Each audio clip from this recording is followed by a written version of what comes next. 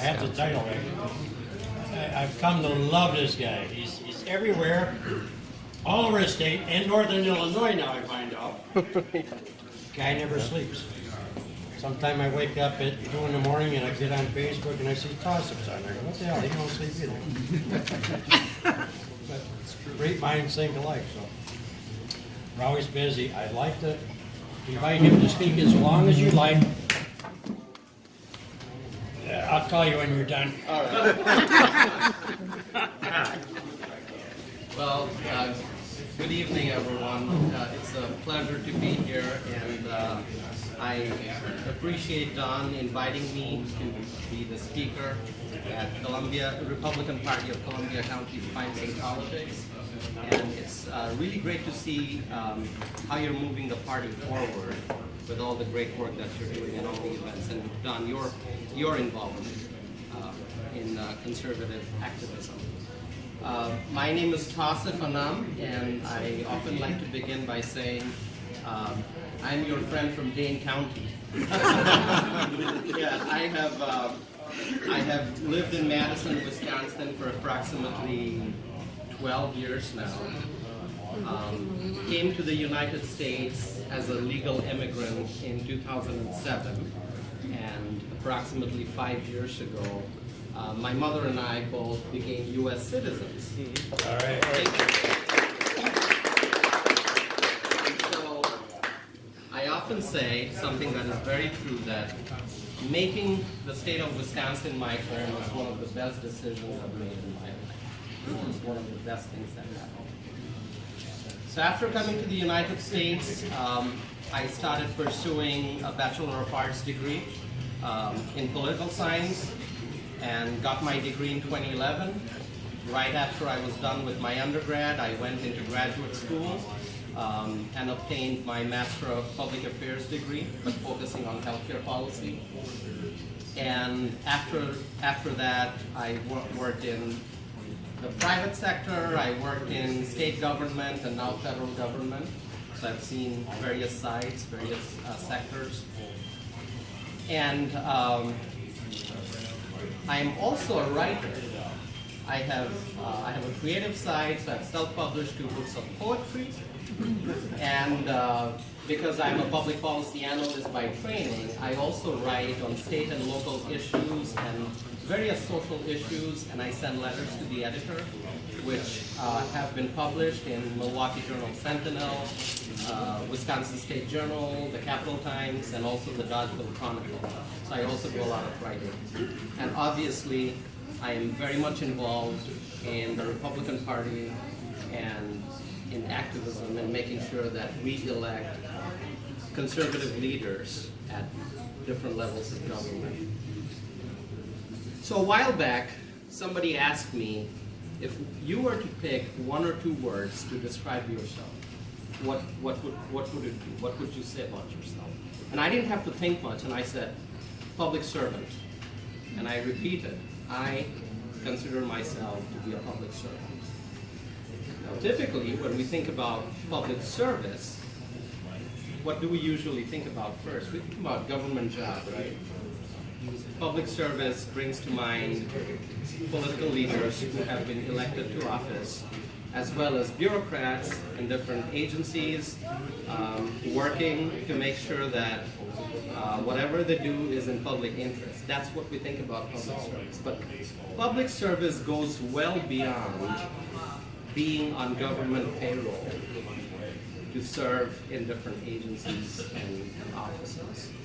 I think we can be public servants even if we are not government employees, as long as our actions are aimed at improving the lives of people. That is public service. So whether or not you are in government, whether or not you are running a for-profit business, whether or not you're getting paid or you're doing unpaid work, as long as your actions are aimed at improving lives of people, serving the people, that's public service to me, in my opinion. And so what makes us get engaged in serving the people? It's compassion. Humans by nature are compassionate people.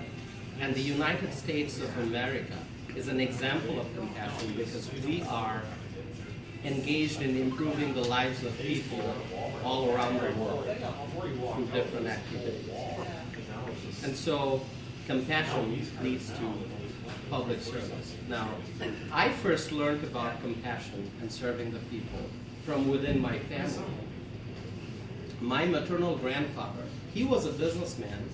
He owned lots of land, but he was a public servant because he used his resources, his knowledge and skills to get involved in activities that improve the lives of people. He volunteered on boards and committees of organizations that were working on different causes, such as combating deadly diseases like tuberculosis. He also used his personal resources to help fund education for bright but impoverished students to make sure that they would have a good opportunity to pursue their dreams. So even now that he is not here in the world, what he did to improve the lives of people, and all his actions and the things I learned from him, all of those things inspire me. And so after coming to the United States, it was a big transition. I grew up, I was born and raised in Bangladesh, but I got an education in English, so language was not a barrier for me after I came to the United States. But one of the biggest challenges I faced in the transition from Bangladesh to the United States and settling down here in Wisconsin was understanding the healthcare system. That was a job in itself. So I'm from a pharmaceutical family, so I'm very much healthcare literate. I understand healthcare. I understood healthcare growing up. I knew how things work. But after I came to the United States, I encountered an absolutely different healthcare system. So in Bangladesh, if I were to explain briefly, healthcare is basically you pay as you go, just like you would pay for food, clothing, anything else, furniture. There are different forms of insurance, life, property, but there is no health insurance. Now maybe since I've been away for so many years, maybe things are changing now, I don't know. But back then, there was no health insurance, so people just basically get us in well. In the United States, I was trying to figure out healthcare as an undergraduate student, and I had no idea what copay meant, what coinsurance meant, what the deductible was, how do you figure out out-of-pocket maximum, and all of these things. Did they throw an HSA at you then too? HSA, right. Health savings account. But healthcare is a necessity. I needed to figure out the system for myself and also for my mother, who had pre-existing conditions, and so my mom was getting denied healthcare coverage by different insurance companies. And so I said, well, this is going to be a big challenge for me. What am I going to do? Well, in addition to doing searches on the internet, let me actually enroll in a healthcare policy class at the University of Wisconsin-Madison, my undergrad. Now, eventually, I was able to figure out healthcare for my mother. She enrolled in health insurance risk sharing plan. In short, it's called HRSA, which, if you get denied, one of the criteria was if you were getting denied by private health plans, then that was guaranteed coverage. And this is before the Affordable Care Act came in. So Wisconsin already had a system in place for people who could not get healthcare coverage because of pre-existing conditions. Now, unfortunately, after Obamacare came in, HRSA was eliminated. That had to go away. So that was upsetting for a lot of people who were getting excellent coverage through HRSA. Anyway, So I took a healthcare policy class as an undergraduate student at the University of Wisconsin-Madison. And long story short, graduated with my bachelor's, went into graduate school. I was studying public affairs, but focusing on healthcare. So I was pretty much, all of my electives had something to do with health system, healthcare reform.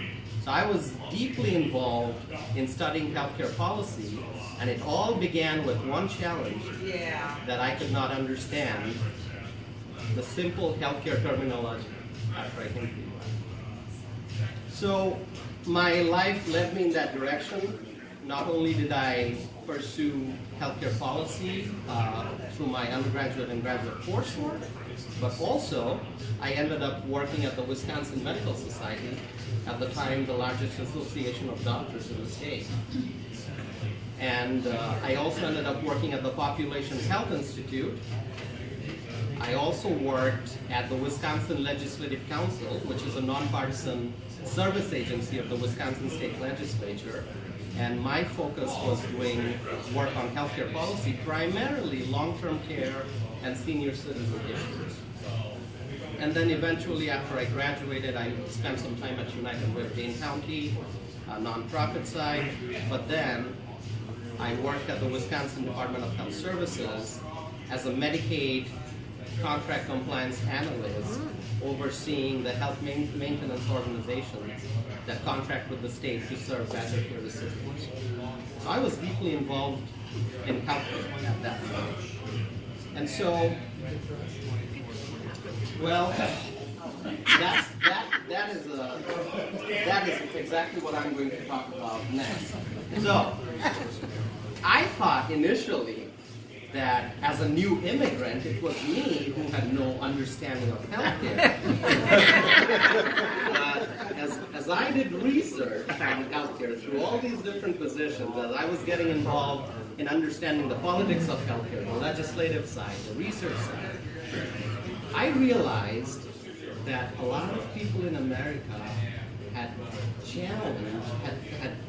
lots of struggles in understanding how healthcare works. Healthcare is a necessity, but it is a complex system that so many people have trouble understanding. And so the more I gained knowledge, the more I realized that there are very big problems in this country that we have to tackle. Now, going back to talking about public service, I consider myself a public servant. And as I said, the more I learned about life, the more I learned about the different policy areas, I understood there are so many challenges that need to be addressed. Now, why am I talking about compassion and public service today here? Because there are some challenges that are heading in our direction that need our attention. Number one, we have an aging population in this country, which means as time goes by, there will be more and more senior citizens as baby boomers retire and they age. But there may not be enough caregivers to care for the senior citizens. And people often want to be independent as they age, but at some point, they may have challenges staying independent, and they need somebody's assistance. Now, I believe that the best caregiver would be somebody from within the family, but I also realize that the children may not even be in the same city or the state, and hence may not be able to take care of the parent or grandparents. And the neighbors and friends may have their own limitations. They may have their own struggles that they have to deal with. And many senior citizens eventually end up in a residential facility where they are taken care of by professional caregivers. But then, we also have a workforce crisis in this country. Not only is it hard to find workers in the medical industry, but in manufacturing, in the hospitality sector, there are real struggles in finding workers. especially in the medical field, you can't just have workers. You need workers with certain skills to be able to deliver proper care. Now that's one big struggle that we have to address. The other thing is the drug and opiate addiction across the country. So we have, I mean, almost everybody knows somebody who has been affected either through being a victim of, direct victim of drug addiction, opiate addiction, or they know somebody in their family that who has become a victim. And so that's another struggle that we have to address. The final point that I want to mention is the children, the future generations of this country. When we look at the news, we hear about violence. We see news about violence in schools, juvenile crime, and those things tell us that there's a severe crisis.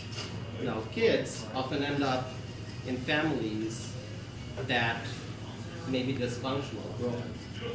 They do not have good role models in their families or even in their communities. But these kids grow up and they are the future of our country. So we have to ensure that whatever we do, we have to be able to give these children all the resources and the opportunities to make sure that they grow up physically and mentally healthy. And so these are some of the big challenges. Now, can we rely on government to fix all the problems? Well, we did that. The Social Security program, I don't know if you've seen the report. We all pay into the Social Security system, and we all expect the government to pay us when we reach the eligibility time. But in a few years, the Social Security fund will be completely depleted. What's going to happen beyond that? I think it's going to happen sometime in the mid-2030s. They keep changing the projection. 2034 last I heard. 2034, right. And I think that actually was an improvement because previously it was supposed to be 2035 or 2032. No, 32. Anyway, that I forget the number, but it was an improvement. So. Trump economy. Yep. So the economy is definitely doing well. And when I say that there are people out there who need help, who need our compassion, who need us to be engaged in public service, I don't mean that there aren't enough jobs. There are jobs. There are opportunities out there. The economy is growing. The economy is doing well. But some of the challenges I mentioned are real challenges that we have to address.